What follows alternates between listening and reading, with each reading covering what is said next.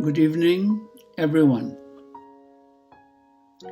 He summoned the crowd with his disciples and said to them, "Whoever wishes to come after me must deny himself, take up his cross, and follow me. For whoever wishes to save his life will lose it, but whoever loses his life for my sake and that of the gospel will save it."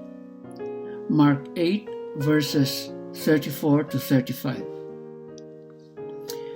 Practically speaking, how do we follow Jesus and save our souls? Is it enough to profess that we believe in Jesus?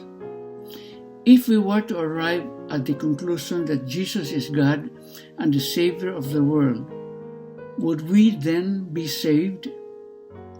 Certainly not. Even the demons believe this truth. Jesus is quite clear that salvation requires action on our part. We must deny ourselves, take up our crosses, and follow Him. Furthermore, the road to salvation requires that we lose ourselves for the sake of Christ and the gospel. What exactly does this mean, practically speaking? To answer this question, let's first consider the way that many people live. We tend to desire that which is the easiest in life, the most enjoyable, the greatest, and the most consoling. We often seek out those things that make us feel good and the path of least resistance. For example, if you could choose to fast on bread and water or feast on the most delicious foods, which would you choose? If you could choose between a vacation in the most exotic and luxurious location or a week of very difficult work, which would you choose? If you could choose to drive a brand new high-end car or a very old beater, which one would you prefer? Most people would quickly pick the nice food, luxurious vacation, and fancy new car. Jesus' teaching that we must deny ourselves, take up our cross, and follow Him is a roadmap to saving our eternal soul and to discovering a spiritual fulfillment that far surpasses anything this world or our flesh have to offer. But in order to understand this roadmap and then to follow it, we must need to make a spiritual U-turn, so to speak. This U-turn begins with us choosing the cross on every level of our being and concludes with God stripping away all selfish desires and replacing them with a desire for sacrificial love. If you were to carefully examine your thoughts throughout the day, you might find that you think about yourself a lot. I like this, don't want to do that, I'm hungry about this, and I'm trying to avoid that. Very often our thoughts begin with I and end with me. Denying yourself, taking up your cross, and losing your life means that you no longer think about yourself. It means that the eyes of your soul have turned away from yourself and focus exclusively upon the will of God and the love of others. But this will never be possible until we are freed of the numerous selfish desires that often direct most of our actions day in and day out. Reflect today upon that which you desire throughout your day. What occupies your thoughts the most? What are you drawn to the most? Do you spend most of your day thinking about how you can better serve God and His holy will? Or do you spend most of your day thinking about yourself? Do the eyes of your soul most often turn to the selfless desire of others? Or do you often think about what you want in a selfish way? Reflect upon these difficult questions and seek to eradicate everything within you that is selfish. Doing so will enable you to make a spiritual U-turn so that you can carry the glorious and transforming cross of Christ. And God bless you.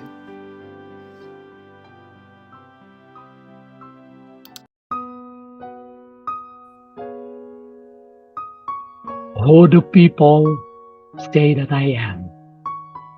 Friends, on this 24th Sunday, in ordinary time, just as the Lord asked the disciples, He asked us likewise, who do people say that I am? The disciples retorted, you are Elijah, or you are John the Baptist, or maybe you're one of the prophets. After which, the Lord asked them a more personal, direct, confrontational, thought-provoking question. And who do you say that I am? And in behalf of the apostles and sisters, it was Peter who told the Lord, you are the Christ, the Son of the living God. It was not merely an answer because Peter heard about Jesus. It was not just an answer because Peter learned about Him.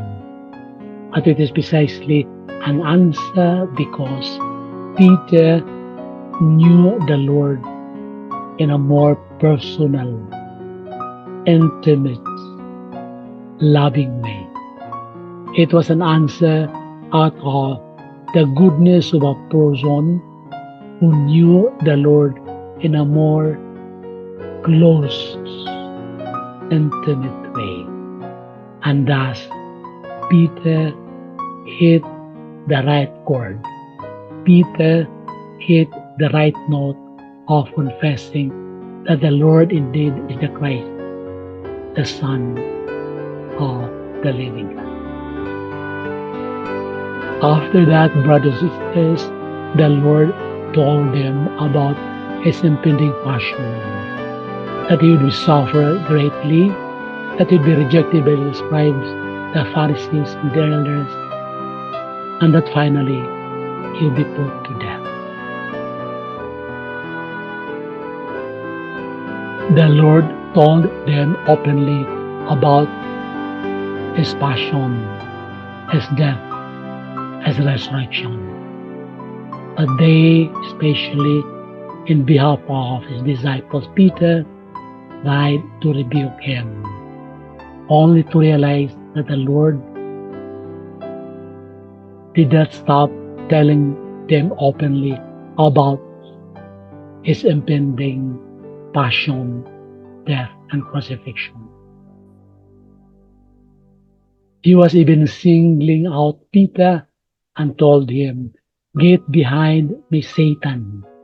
You are thinking not as God does, but as human beings do.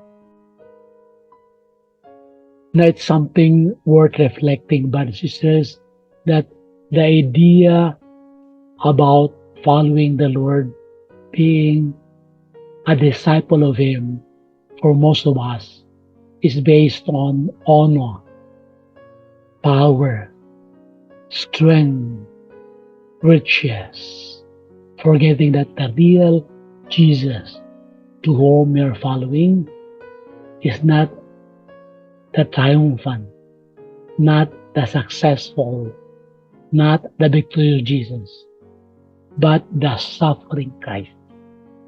That Jesus was misconstrued, that Jesus was not accepted, that Jesus who suffered in the hands of the scribes, the Pharisees, and the elders. That's why when the disciples realize that what they're following is not up to their minds, not up to their thinking, many of them were doubting. Many of them were questioning about their faith, and even the question about the Lord. And thus the Lord continues in the gospel telling us, he who wants to be my disciple must renounce himself, carry the cross, and follow me day after day. For whoever wishes to save his life will lose it, but whoever loses his life for my sake will gain it. Brothers and sisters, every day is always a day of questioning, a day of encounter, a day when the Lord asks us, who do you say that I am? And hopefully we could say, as Peter says, you are the Christ, the Son of the living God. But more importantly, confessing the Lord as the Christ, the living God, would also mean for us to understand about his suffering, about his death, and how we should imitate then the way of the Lord, the way of humility, the way of simplicity, the way of offering himself for the service of others, offering himself for the sake of our salvation. A pleasant Sunday, brothers